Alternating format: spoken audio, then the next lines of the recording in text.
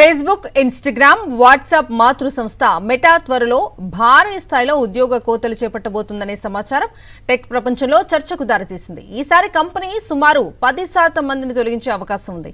పూర్తిగా ఏఐ కేంద్రంగా మారేందుకు అడుగులు వేస్తోంది మెటా. మెటా కంపెనీ సుమారు 8,000 మంది ఉద్యోగులను తొలగించనుంది. 2025 చివరి నాటికి సంస్థలో పనిచేసే వారి సంఖ్య సుమారు 78,000గా ఉండేది. దీన్ని బట్టి చూస్తే లే ఆఫ్స్ ప్రభావం సుమారు 10% మంది ఉద్యోగులపై వేటు పడుతుందని స్పష్టమవుతోంది.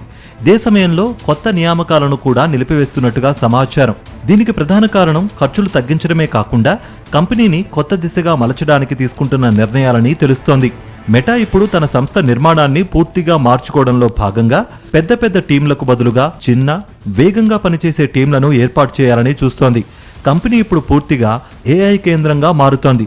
సంస్థ భవిష్యత్తు పెట్టుబడుల్లో భారీ భాగాన్ని ఏఐ డేటా సెంటర్లు, చిప్లు, మోడల్ ట్రైనింగ్ వంటి రంగాల్లో పెట్టనున్నట్లుగా సమాచారం. కంపెనీ తీసుకుంటున్న నిర్ణయాల కారణంగా ఉద్యోగుల తొలగింపు మాత్రమే కాదు, 7,000 మంది కొత్త ఏఐ ఆధారిత ప్రాజెక్టులో పనిచేయాల్సి ఉంటుంది. ఈ మార్పులు ఉద్యోగుల్లో అసంతృప్తిని కూడా పెంచుతున్నాయి. దీంతో కంపెనీ అంతర్గత వాతావరణం కొంత ఒత్తిడిగా మారిందని నివేదికలు చెబుతున్నాయి. కొత్తగా ప్రవేశపెట్టిన కొన్ని ఏఐ టూల్స్ ఉద్యోగుల పనిని ట్రాక్ చేస్తున్నాయన్న భయం కూడా ఉంది. కంపెనీ మాత్రం వాటిని కేవలం ఏఐ శిక్షణ కోసం మాత్రమే ఉపయోగిస్తున్నామని వివరణ ఇస్తోంది.